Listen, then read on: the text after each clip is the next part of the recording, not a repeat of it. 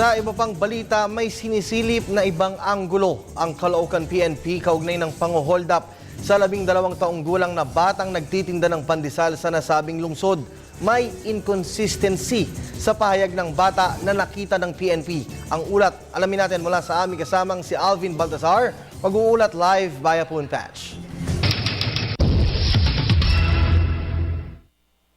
Sa Kirby, ayon kay Caloocan City Chief of Police Senior Superintendent Ariel Arsinas, may nakita nga silang tinatawag na inconsistencies sa panig ng bata na si Mark Christian.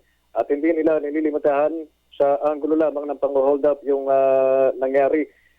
Tayo sa opisyal, nagsimula na sila magtanong-tanong, partikular sa kung ano yung background ng bata habang aalamin din nila yung relasyon nito, kung paano yung relasyon nito sa kanyang ina.